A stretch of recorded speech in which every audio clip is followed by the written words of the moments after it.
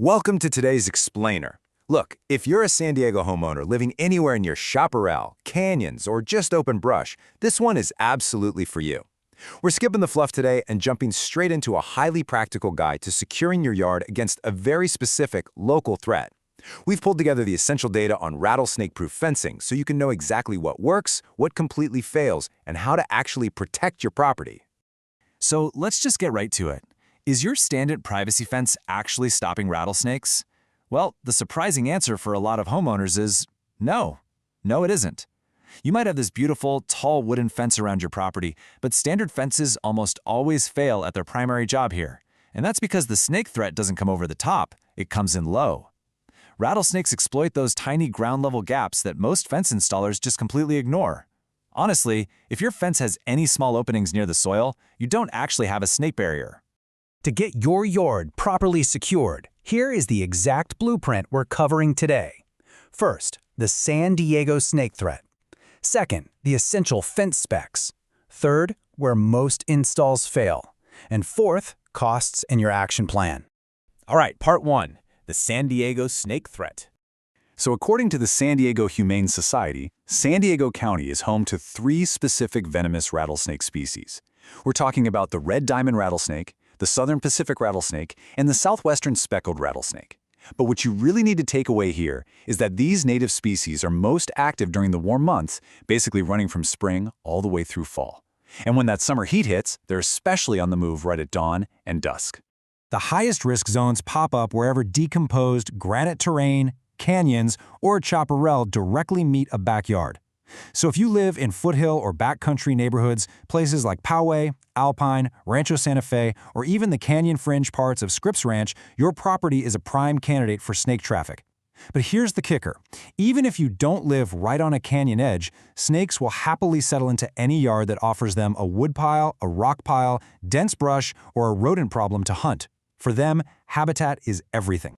Moving on to part two, the essential fence specs. Okay, this is absolutely crucial.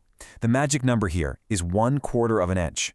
The mesh spec is the part of your fence that literally cannot flex. You need to use galvanized steel hardware cloth, and those openings cannot be any wider than 1/4 inch. Sure, you can use a solid material like block or a gap-free vinyl panel, but if you're going with mesh, anything larger than this exact measurement means your fence is compromised, period. Now, you might be wondering, why are we being so incredibly strict about a 1/4 inch rule? Well, it's because a newborn rattlesnake is literally pencil thin. 1/4 of an inch sounds incredibly small until you remember the size of a juvenile snake, and it's actually the babies that are most likely to test your fence line and find that weak point. If your mesh has 1/2 inch openings, a newborn snake will just slip right through it like the fence isn't even there.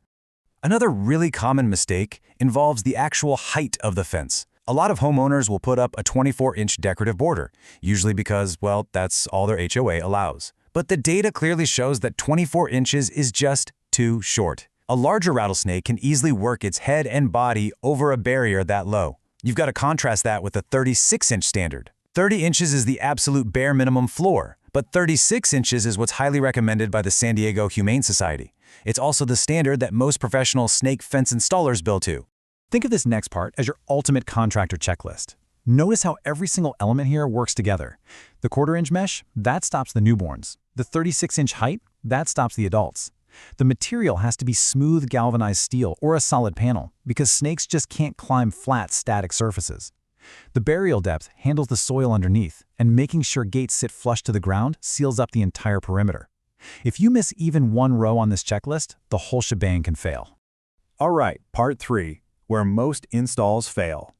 It's honestly amazing how quickly a really good installation can be completely ruined by a quiet, fatal flaw.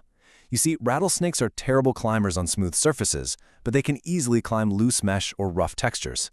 So if you mount that fine mesh on the inside face of your fence, you've accidentally given the snake the perfect foothold to climb up and over. You've basically built them a ladder. The mesh absolutely has to go on the outside face of the fence. That way, when a snake approaches from the outside, they hit a flat, smooth barrier with absolutely zero grip. Next up is how you actually attach that mesh. It's super tempting to just use zip ties, right? They're fast, they're cheap, but zip ties will inevitably fail and snap after a few brutal San Diego summers, immediately opening a dangerous gap in your barrier. Instead, you've got to use rust-proof, self-tapping screws with washers. This makes sure the mesh stays tightly secured to the fence frame year after year, totally ignoring the summer heat. Now, a fence doesn't just stop at the grass. You have to close the underground route, too. Across inland San Diego, the soil is often loose, decomposed granite, which erodes incredibly easily over time. If your barrier only sits at the surface level, erosion is eventually going to open up a dig underpath. You literally have to bury the mesh 4 to 6 inches into the ground. And if your fence crosses a hard surface, like a driveway, you can't just use a flexible sweep. Snakes will push right past it.